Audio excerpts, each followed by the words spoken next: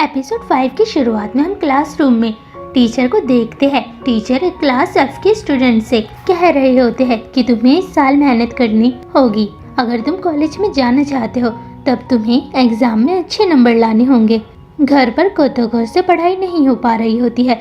Mom कोतोको का चेहरा देखकर बोलती है कि तुम आजकल काफी थकी हुई लग रही हो। कोतोको कहती है कि अगले वीक एग्जाम है। मॉम को कोतोको की फिक्र हो रही होती है। वो कोतोको से कहती है कि तुम्हें स्टडी नहीं करनी चाहिए। इरी कहता है कि उसे ज़्यादा ही पढ़ाई करनी होगी क्योंकि आने वाले टेस्ट की मदद से वो कॉलेज में पढ़ सकती है। मॉम कहती है कि अगर ये बात है तो तुम उसे पढ़ाना। इरी कहता है कि मैं अपनी नींद कोतोको के लिए खराब नहीं करूँगा। कोतोको इरी को गुस्से में देखती है।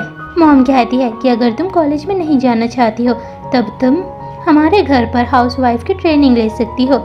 मॉम इरी से पूछती है कि ये अच्छा आइडिया है ना। इरी मॉम की बात को नज़रअंदाज करता है। फिर वो कहता है कि मैं शावर लेने के लिए जा रहा हूँ। यूकी कहता है कि मॉम अगर कोतोको घर में खाना बनाएगी तब मैं खाने को नहीं खाऊंगा क्योंकि वो खाना बहुत ही घटिया बनाती है। कोतोको कहती है कि यूकी कभी भी अच्छी बात नहीं करता है। क्लासरूम में जिंको खुश नहीं है क्योंकि क्लास एफ के बच्चों के लिए पढ़ाई करना बहुत ही मुश्किल है। जिंको ने आज तक इतनी पढ़ाई नहीं करी है। वो अब पढ़ाई नहीं करना चाहती है क्योंकि उसने अब तक जितना भी पढ़ा है उसे कुछ समझ नहीं आया है। किन कहता है कि कोतोको अगर तुम कॉलेज में नहीं जाना चाहती हो तब तुम मुझसे शादी कर लो। कोतोको कहती है कि प्लीज़ मेरी ज़िंदगी का फैसला मत लो। किन कहता है कि मेरा सपना तुमसे शादी करने का है और हमें पार्टी करनी चाहिए।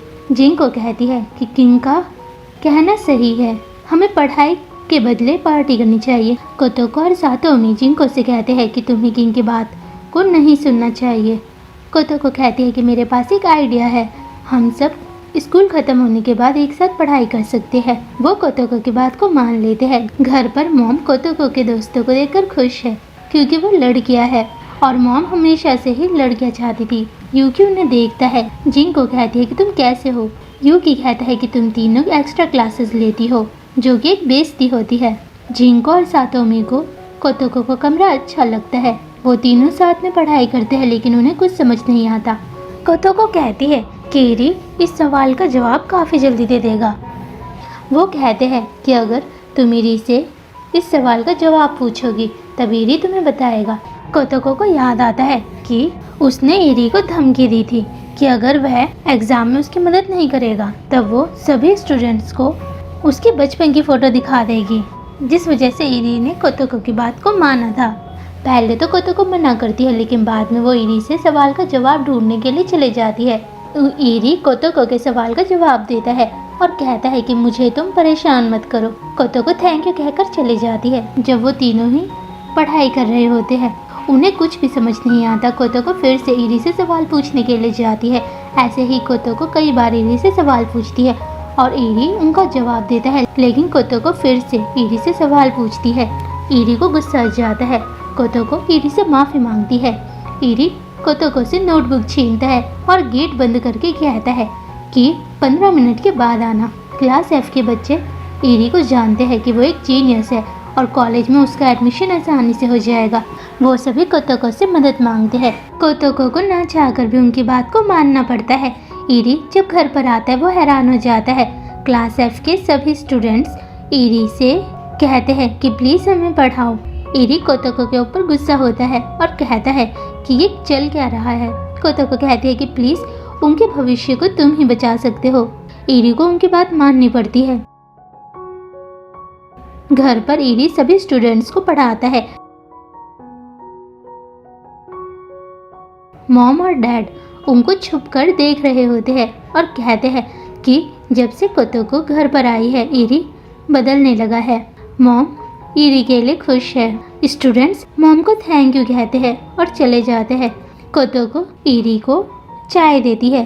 कोतोको कहती है कि तुम आज बहुत ज़्यादा थक चुके होगे। इरी कहता है कि तुम कॉलेज क्यों जाना चाहती हो। कोतोको कहती है कि मैं पढ़ने के लिए और दोस्त बनाने के लिए जाना चाहती हूँ। इरी कहता है कि मुझे समझ नहीं आता कि हर कोई कॉलेज क्यों जाना चाहता है। कोतोको कहती है कि तुम नहीं समझ पाओगे क्योंकि तुम आसानी से कॉलेज में एडमिशन ले सकते हो। वो कहता है कि मैं कॉलेज में नहीं जाना चाहता हूँ। कोतोको हैरान हो जाती है।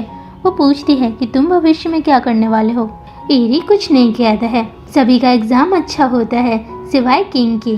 सब खुश है, किन भी खुश हो रहा होता है, लेकिन टीचर कहते हैं कि किन तुम मुझे काउंसलिंग रूम में मिलना। क्लास एफ के स्टूडेंट्स ईरी को तोहफा देने की तैयारी करते हैं। कोतो भी ईरी को तोहफा देना चाहती है, लेकिन उसे याद आता है कि कैसे ईरी ने उसे रिजेक्ट किया था। कोतो ब्रेसलेट देखती है, लेकिन उसके पास मनी नहीं है। कोतो रेस्टोरेंट में वेट्रेस का काम करती है ताकि वो ईरी के लिए तोहफा खरीद सके। कोतो कहती है कि ईरी मुझे इस हालत में ना देखे। ईरी और उसका दोस्त कहीं जा रहे होते हैं। वो कोतो को देखते हैं।